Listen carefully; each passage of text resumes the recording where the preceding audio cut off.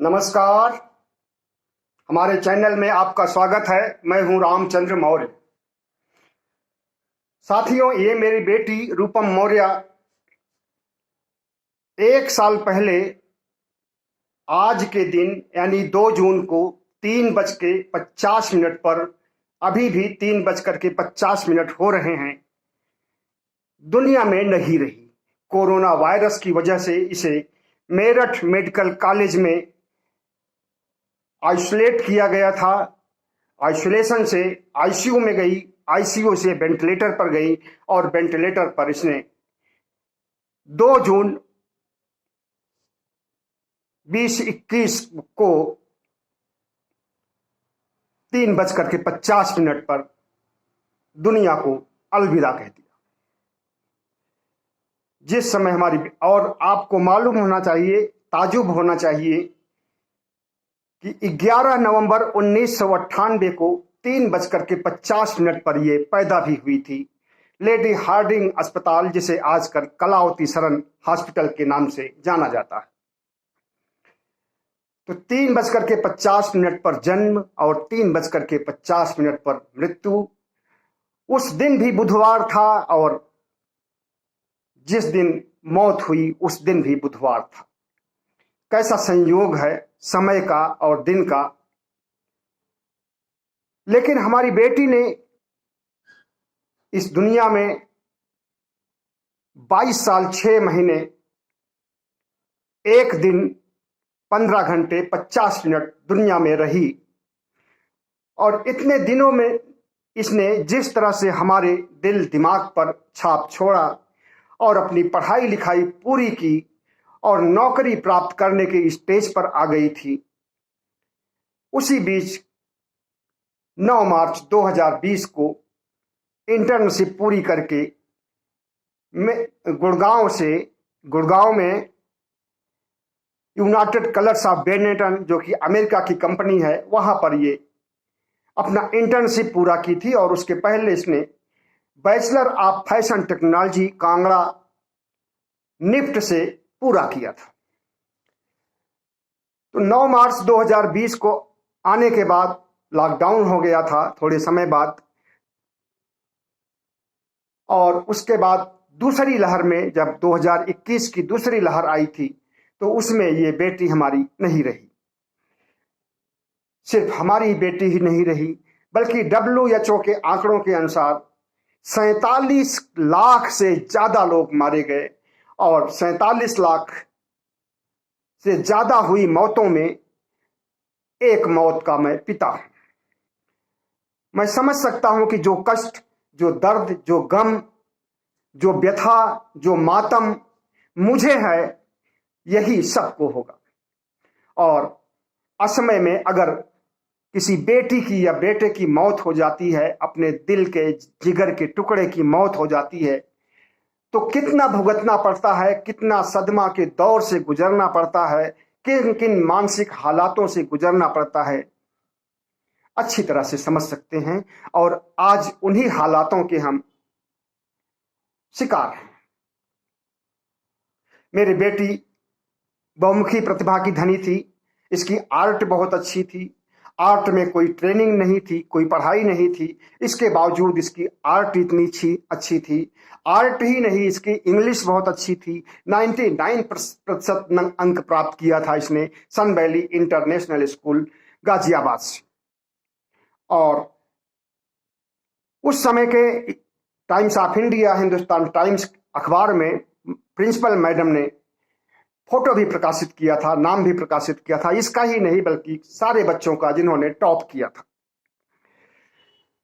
लेकिन जिस तरह से हमें अपनी बेटी से उसके मरने के बावजूद भी तादाद में स्थापित किए हुए हैं, और हमें तो अंदर से विश्वास ही नहीं होता कि हमारी बेटी दुनिया में नहीं है। जब हमें बेटी से मिलना होता है तो ना हम फोटो देखते हैं, ना उसके कपड़े देखते हैं, ना उसकी किताबें देखते हैं, कुछ भी नहीं देखते हैं, बल्कि अपने अंदर झांकते हैं। और आज के 5 साल पहले जब वो निफ्ट जाने वाली थी पढ़ाई करने के लिए, उस समय को सोचने लगते हैं और उससे बातें करने लगते हैं। उस समय ही क्या, जब से पैदा हुई है उसके बाद से लेकर के शैशवावस्था में उसकी जो शिशु लीला थी, बड़े होने पर उसकी जो गतिविधियां थी, सब कुछ हमें याद आता है और मैं उससे तादाद में स्थापित कर लेता हूं। तादाद में का मतलब होता है कि उसकी आत्मा और आपकी आत्मा एक हो गई है। तो मरने के बाद भी तादाद में स्थापित किए हैं। और आपको जान करके ताजुब होगा कि हमारी बेटी से हमारी फोन पर बात होती है अब भी सपनों में। कभी वो कांगड़ा से फोन करती है, कभी वो बंगलौर भी गई थी, बॉम्बे रेयान में, वहां इसने इंटर्नशिप किया था। नहीं, बॉम्बे रेयान तो महाराष्ट्र में है, इस्लामपुर में, वहां गई थी, तो वहां से फोन करती है। और इसी तरह से ये बंगलौर से भी, वहां भी इंटर्नशिप किया था इसने, वहां से भी फोन करती है। जहां जहां ये रही है हर जगह से फोन करती है, पापा कैसे हो आप, आपकी बहुत याद आती है, आप समय पर दवा लेते हो ना, आप समय पर इंसुलिन लेते हो ना, अपना ध्यान रखिएगा और मैं जल्दी आ जाऊंगी पापा, हमारी चिंता नहीं कीजिएगा। और पढ़ाई के लिए बच्चों को तो दूर होना ही पड़ता है, और आपसे मैं दूर हूं तो इसका मतलब ये नहीं है कि आपकी जिंदगी से दूर हूं।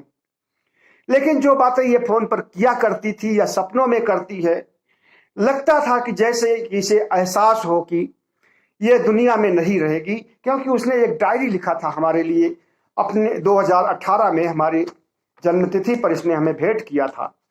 तो उसमें भी इसने कुछ इसी तरह की बातें लिखी थी। मेरे लफ्जों में वह दम नहीं जो मैं अपने पापा की तारीफ कर सकूं। वह जिंदगी भर मरते आए हैं मुझे पालने के लिए, मुझ में वह दम ही नहीं कि मैं एक बार उनके लिए मर सकूं। 2018 में लिखा था इसने। बार बार दिन यह आए, बार बार यह दिल गाए, पापा जियो हजारों साल, यह है मेरी आरजू, हैप्पी बर्थडे टू यू पापा।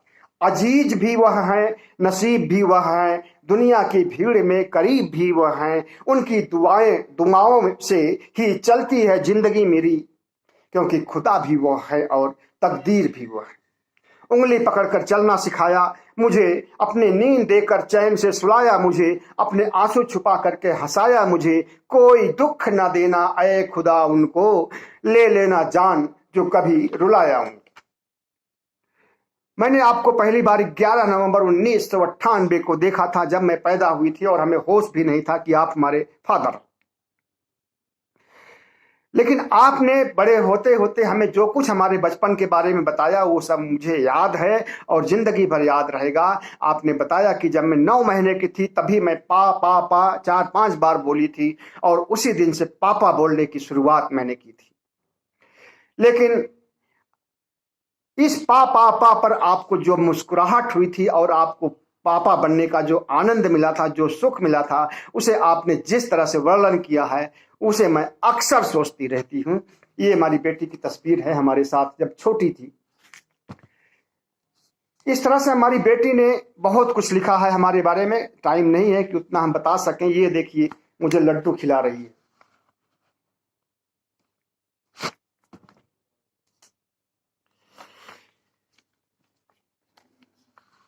छोटी सी बच्ची हमारी गोद में।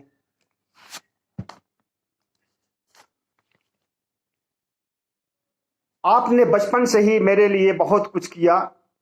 आप हमारे मम्मी भी हैं, आप हमारे पापा भी हैं, और इतना ही नहीं, आप हमारे भगवान भी हैं। लेकिन मैं आपके लिए कुछ नहीं कर सकी, और हमारी इच्छा है कि मैं आपके लिए बहुत कुछ करूं, लेकिन अभी हमारी स्थिति वो नहीं है कि मैं आपके लिए कुछ कर सकूं। इस तरह से हमारी बेटी ने जो कुछ भी लिखा है वो सब बहुत याद आता है, और उसे जैसे एहसास था कि उसके साथ कुछ अनहोनी होने वाली है। 25 मार्च 2022 को उसका निफ्ट से डिग्री उसकी मिली है। उसे लेने में कांगड़ा गया था। वहां पर निफ्ट के संयुक्त निदेशक D.K. रांगड़ा साहब से मुलाकात हुई। उन्होंने भी हमारी बेटी के प्रति संवेदना व्यक्त की और उसकी पढ़ाई लिखाई और उसके परफॉर्मेंस का उन्होंने सराहना किया और हमें सांत्वना देने का काम किया। हम उनके बहुत आभारी हैं। सिर्फ उन्होंने ही नहीं बल्कि रूपम की सहेलियां, सहपाठिनी, उनके साथ पढ़ने वाले लड़के सब हमसे मिले और हमारे गमों को बांटने का काम किया। एक बेटी तो उसमें से निकल करके आई और कहती है कि अंकल आप मुझे रूपम समझ लीजिए, मैं आपकी बेटी हूं और आप रूपम के गम से मुक्त हो जाइए। मैंने कहा बेटी सिर्फ तुम ही नहीं हो, बल्कि निफ्ट की पढ़ने वाली सारी बेटियां हमारी बेटी हैं और हम सभी बेटियों के बाप हैं। रूपम नहीं है तो क्या हुआ, रूपम की जगह हम तुम्हें प्यार देते हैं, स्नेह देते हैं और सद्भावना शुभकामनाएं देते हैं कि जो काम रूपम करने वाली थी वही काम तुम लोग कर रही हो और उस काम को इतना तेजी से करो और इतनी अच्छाई से करो कि अपना नाम रोशन कर सको, देश का नाम रोशन करो और निफ्ट का नाम रोशन करो और इस देश का नाम रोशन करो। तो इस तरह से निफ्ट कांगड़ा में रह करके मैंने जो कुछ अनुभव किया वो साझा किया आपसे। आगे मैं अपनी बेटी के बारे में बताना चाहते हैं कि अभी मैंने बोला था कि हमारी बेटी का फोन आता है तो वो सिर्फ फोन हमें ही नहीं आता, हमारे पड़ोसी M.A. निर्मल को भी फोन आता है। एक दिन उन्होंने कहा कि आपकी बेटी सपने में आई थी और सपने में वो फोन पर बोल रही थी कि अंकल पापा का ध्यान रखना, पापा दवाइयां समय से खाते हैं, समय से इंसुलिन लगाते हैं और बीमारी के प्रोटोकॉल का पालन करते हैं या नहीं करते हैं, इस पर आप नजर रखिएगा और हमारे पापा को कुछ होने न पाए, हमारे पापा का सेहत अच्छा हो जाए और वे उनकी बीमारी ठीक हो जाए, इसके लिए अंकल आप प्लीज आप पापा से मिलते रहिए और उन्हें सहयोग करते रहिए, हर तरह से सहयोग कीजिए, दवाइयां लाइए दीजिए और हमारे पापा को सुरक्षित रखिए। तो सुबह सुबह ही उनका फोन आया और मैं गदगद हो गया और हमें लगा कि जैसे रूपम हमारे आसपास में कहीं निराकार रूप में देख रही है हमें, साकार रूप तो उसका रह नहीं गया, निराकार रूप में देख रही है और हमारी हर गतिविधियों पर वो नजर रखे हुई है। लेकिन दुर्भाग्य की बात, जिस बेटी को मैं इतना चाहता था, जिस बेटी को मैं इतना प्यार देना चाहता था और दिया, और जिस बेटी को मैं उच्च एजुकेशन देना चाहता था, हायर एजुकेशन देना चाहता था, उसके लिए मैंने पंजाब नेशनल बैंक से लगभग 10 लाख रुपए लोन लिया था, स्टूडेंट लोन लेकर के पढ़ाया उसे। उसी ही बेटी को कंधा देने वाला कोई नहीं मिला। हमारे परिवार के लोग, हमारे भाई लोग, हम 4 भाई हैं, एक भाई बहुत पहले एक्सपायर कर गया 2017 में, 4 भाई हैं, चचेरे भाई भी हमारे हैं, हमसे 1 साल के बड़े हैं और भी कई रिश्तेदार हैं हमारे इलाहाबाद में। जब बेटी हमारी वेंटिलेटर पर आई थी 31 मई को, तो उसी दिन मैंने सबको बोल दिया और हमें भी विश्वास हो गया कि अब मेरी बेटी दुनिया में नहीं रह पाएगी ज्यादा दिन तक। मैंने सबको बोल दिया कि आप आ जाइए और बेटी का आखिरी दर्शन, अंतिम दर्शन तो कम से कम कर लीजिए और अपना कंधा दे दीजिए। हम मेडिकल कॉलेज की लाश ढोने वाली गाड़ी से अपनी बेटी को नहीं ले जाना चाहते हैं, हम कंधा देना चाहते हैं, खुद भी देना चाहते हैं और भाइयों रिश्तेदारों को कंधा देने के लिए आमंत्रित कर रहे हैं। लेकिन इलाहाबाद से एक छोटे भाई के अलावा, दीपचंद मौर्य के अलावा कोई भी नहीं आया। हमारे बड़े भाई उदयचंद मौर्य नहीं आए, उनकी पत्नी नहीं आई। हमारे बड़े भाई राम आश्रय मौर्य नहीं आए, उनकी पत्नी नहीं आई। हमारे बड़े भाई राम आश्रय मौर्य की बड़ी बेटी के बेटा हुआ था 30 मई को। 30 मई को उधर बेटा होता है और 2 मई को इधर 2 जून को इधर हमारी बेटी एक्सपायर करती है। तो जिस समय मैंने उनको बताया उस समय उनकी बेटी अस्पताल से आ गई थी बेटे को जन्म दे करके, और वो घर में थी और फ्री थे, वो आना चाहते तो आते ही। और दीपचंद ने उन्हें बोला जा करके कि भैया रूपम वेंटिलेटर पर आ गई है, चलिए दिल्ली चलते हैं। उन्होंने मना कर दिया और सख्त शब्दों में मना किया। हमें इस चीज का बहुत आक्रोश है, अफसोस है।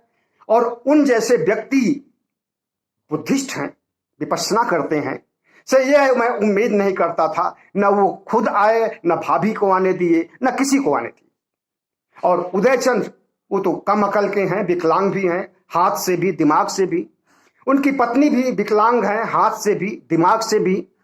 और उनकी जो 2 बेटियां हैं वो भी विकलांग हैं, हाथ से तो नहीं विकलांग है लेकिन दिमाग से दोनों विकलांग हैं। बड़ी वाली कुछ ज्यादा ही विकलांग है, छोटी वाली भी विकलांग है। इन दोनों बेटियों को जब पता चला कि हमारी बेटी दुनिया में नहीं रही, तो कहती हैं फोन पर, अच्छा हुआ तो और बेटियां मर गई।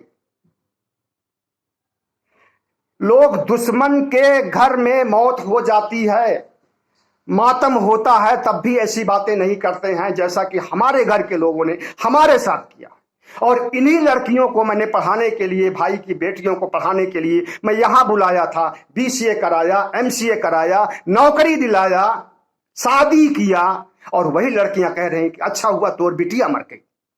तो ऐसे लोग जो मानसिक रूप से बीमार हैं, मानसिक रूप से विकलांग हैं, असंवेदनशील हैं, इन्हें इंसान कहा ही नहीं जा सकता है, जानवर भी नहीं कहा जा सकता, क्योंकि जानवर को भी ममता होता है अपने परिवार के प्रति, अपने बच्चे के प्रति। इन्हें तो कीड़ा मकोड़ा कहा जा सकता है, गंदी नाली का। इन दोनों बेटियों को, हमारी भतीजियां जो दोनों हैं, ये गंदी नाली के कीड़े से भी बदतर है।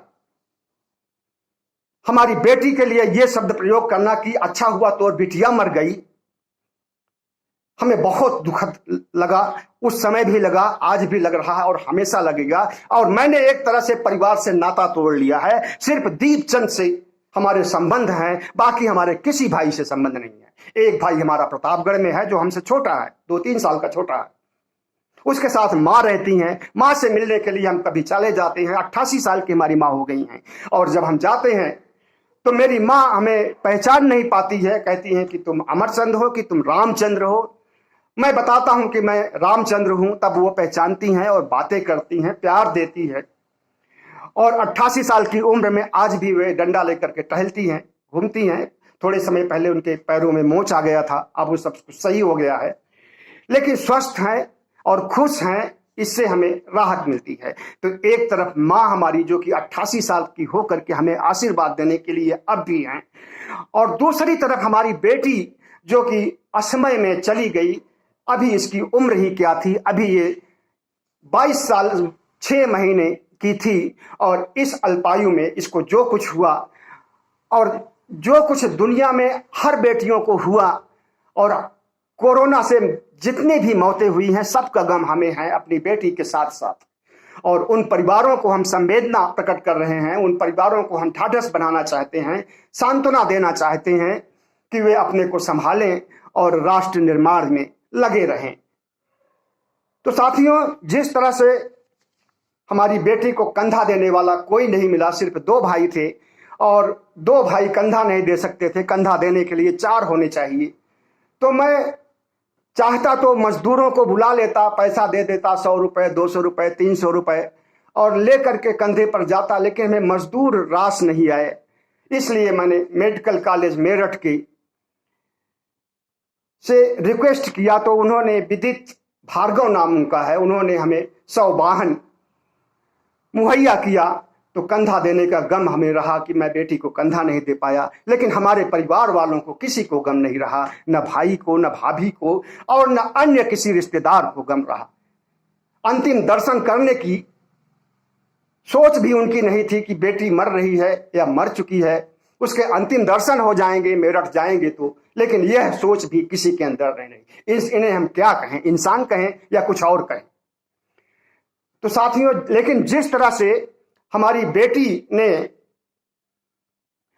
दुनिया में 22.5 साल रह करके जो काम किया है, उससे उसने हमारे ऊपर, हमारे समाज के ऊपर और हर संवेदनशील व्यक्ति के ऊपर एक अमिट छाप छोड़ी है, और उस अमिट छाप को कोई कभी भुला नहीं सकता। एक कलाकार के रूप में, एक बेटी के रूप में, और एक लिफ्ट की प्रोफेशनल के रूप में, और जिस तरह से उसकी आगे की मंशा थी, आगे का करियर था, भविष्य संवारने का मामला था, तो उसमें उसने हमारा नाम आरसी फैब्रिकेट और आरसी नामक ब्रांड बनाने के बारे में सोचती थी, जिसका कि जिक्र भी उसने इस डॉक्यूमेंट में किया है, सबसे नीचे की लाइन में। तो इस तरह से हमें देखना चाहिए कि हमारे आसपास जितनी भी मौतें हुई हैं कोरोना की, या हमारे देश में जितनी भी मौतें हुई हैं कोरोना की, उसमें सरकार की बहुत बड़ी भूमिका है। अगर हमारा हेल्थ इंफ्रास्ट्रक्चर मजबूत होता, अगर हमारे पास ऑक्सीजन होता, अगर हमारे पास वेंटिलेटर होता, हमारे पास बेड होता, तो WHO के आंकड़े चौंकाने वाले नहीं होते, और हमारे यहाँ 47 लाख से ज्यादा मौतें नहीं हुई होती। लेकिन हमारी सरकार इन आंकड़ों को 5.5 लाख के आसपास बता रही है। और मुसीबत तो इस बात की है कि जितनी मौतें हुई हैं उनको कंपनसेशन, उनको राहत राशि, उनको सहायता राशि नहीं दी गई। सुप्रीम कोर्ट ने खुल करके टिप्पणी की थी कि जितने भी मौतें हुई हैं ये अकाल मौतें हैं, असामयिक मौतें हैं। इन हर मौतों के परिजन को सहायता राशि केंद्र सरकार द्वारा, राज्य सरकार द्वारा उपलब्ध कराई जाए। लेकिन जब हमारी अर्थव्यवस्था ही डूबी हुई है, हमारी अर्थव्यवस्था चरमराई हुई है, हमारे देश को बेचा जा रहा है, हमारे देश के कंपनियों को बेचा जा रहा है, हमारे देश के हवाई जहाज को, रेलवे को, पोस्ट ऑफिस को, LIC को बेचा जा रहा है, तो कैसे सहायता राशि दी जा सकती है? कैसे किसी की मदद की जा सकती है? अपनी मदद खुद करनी होगी और जैसी स्थिति बीते उसे खुद बितानी पड़ेगी। सरकार से, किसी से या परिवार से कोई कभी उम्मीद नहीं करनी चाहिए। हम सबको ये संदेश देकर के जाना चाहते हैं कि आपको गैरों से मदद मिल सकती है लेकिन अपनों से नहीं मिल सकती है, और इसका भुक्तभोगी मैं रह चुका हूं। चाहे वो बड़े भाई हों, चाहे वो रिश्तेदार हों, चाहे वो नातेदार हों। अगर आपकी बेटी की या बेटे की मौत भी हो जाती है जो 10 कदम की दूरी पर हैं, तो उनको कंधा देने के लिए भी ऐसे लोग नहीं आ सकते हैं। आपको खुद सोचना होगा कि ऐसे लोग किस मानसिकता के होते हैं, इंसान होते हैं या जानवर होते हैं। तो साथियों, हमारी बेटी तो दुनिया में नहीं है, लेकिन बेटी से मैंने बहुत कुछ सीखा भी है और बहुत कुछ समय के साथ साथ इसने हमें सिखाया भी है। ऐसी बात नहीं है, हमने इसको सिखाया और हमसे ज़्यादा इसने हमें सिखाया था। हमारी इंग्लिश बहुत कमज़ोर थी और हमें 42% अंक मिले थे 1978 में, जब मैंने 10वीं पास किया था। और जब ये थोड़ी बड़ी हुई और 6ठी 7वीं में पढ़ती थी, तभी से मैं इससे पूछने लगता था। कोई अंग्रेजी का अखबार पढ़ता रहता था, कोई शब्द नहीं आता था तो इससे पूछता था, तो ये बताती थी। ये एक मतलब इंग्लिश टीचर के रूप में भी हमारी ये काम कर रही थी। और कोई भी सलाह लेनी होती थी और मोबाइल से संबंधित, इंटरनेट से संबंधित, यूट्यूब चैनल बनाने से संबंधित सारा कुछ इसने हमारे लिए किया। यूट्यूब चैनल भी इसी ने ही बनाया था और उसी चैनल पर हम आपसे बात कर रहे हैं। साथियों, हमारा एक वीडियो इसको बहुत पसंद आया था जो मैं किसान आंदोलन के समय गाजीपुर बॉर्डर पर शूट किया था। उसको ये दिन में 3-4 बार रोज देखती थी और कहती थी, पापा आप बहुत अच्छे हो और आपका चैनल बहुत आगे जाएगा। हम देख पाएंगे या नहीं देख पाएंगे, लेकिन जो लोग देखेंगे वो आपसे प्रभावित हुए बिना नहीं रहेंगे। ये शब्द थे हमारी बेटी के। लेकिन काश आज हमारी बेटी होती तो शायद हमारा चैनल और हम और ऊंचाइयों पर होते। और हम आपसे उम्मीद करते हैं कि हमारी बेटी को श्रद्धांजलि दीजिए और हमारी बेटी के प्रति शुभकामनाएं व्यक्त कीजिए। श्रद्धांजलि दीजिए। बहुत बहुत धन्यवाद।